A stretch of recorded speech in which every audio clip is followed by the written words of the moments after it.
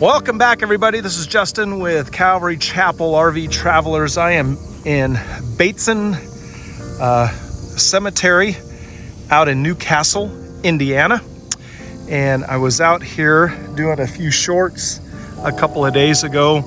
And I just love the cemetery. It's very well kept. And, they mow it quite a bit. Fun fact, you don't make a lot of money mowing a cemetery. If you have 5 or 6 of them, then you can make some decent cash, but they pay very low. This is the old church.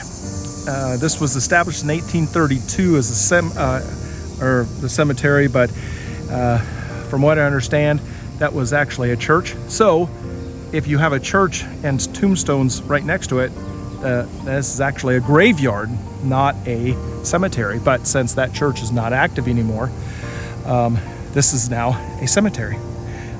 Fun facts, okay? But that's not what we're here to talk about. Last time I was here, I saw this headstone, which captivated my attention. It reminds me of a schoolhouse, and with a little bell on top, or a church. It could be a church. This young lady was a Christian girl. As I look on the back of the tombstone, there is Psalms 34, 4, and 7. I sought the Lord, and he heard me and delivered me from all my fears. The angel of the Lord encamped around about them that fear him and delivered them.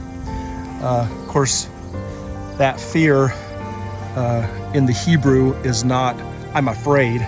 It's a fear of reverence that I have for my parents or my boss, a good boss, okay? But let's talk about April Kay Bertram.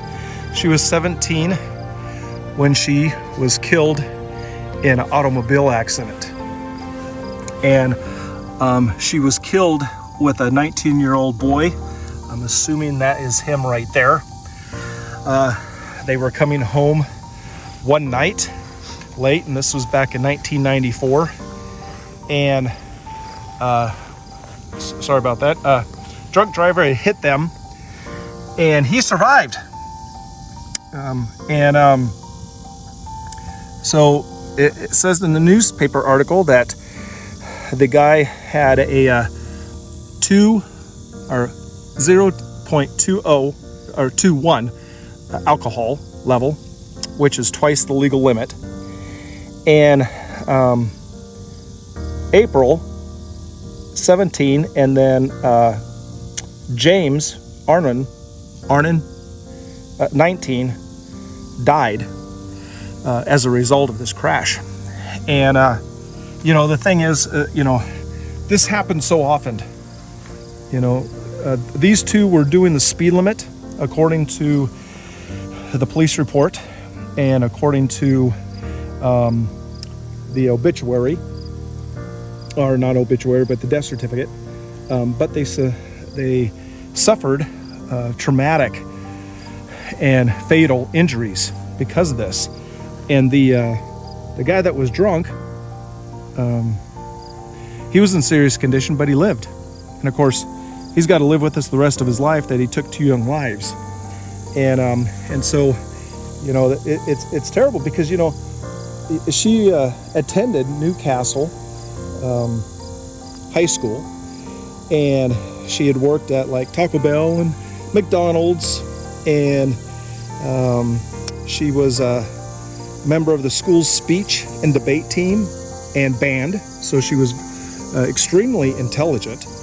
And she went to the Nazarene Church and Calvary Baptist Church at one time. She attended those 2 different churches, and she was very active in her community, and so to just lose your life like this, and it was late. It was like 8:50 in the evening, on a state highway, State Road 38 East in Henry County. And the thing is these roads out here, I've been driving them the past few days, and they're narrow. they're dangerous, and even at night. And they're right around 40 miles an hour. And if this guy was at 0.21, he would have been swerving all over, probably speeding. And it's just a sad thing. I mean, she was a beautiful girl. And it doesn't matter if you're ugly or pretty or short or fat or whatever. When your life is cut short like that, and you have your whole life ahead of you, and because somebody wants to, stupid, get behind the wheel when they've had too much to drink, and then, they kill somebody, they should be put in jail for the rest of their life, But I never found out, was never able to find any information on what happened to the driver, but the guy that killed these two people. But I've seen oftentimes where they get 2 or 3 years and then they're out, and it's so sad. So if any of you use alcohol, and I don't care if you had a glass of wine, don't drive. It's not worth it. Just don't do it. All right. So I just keep their family in prayer.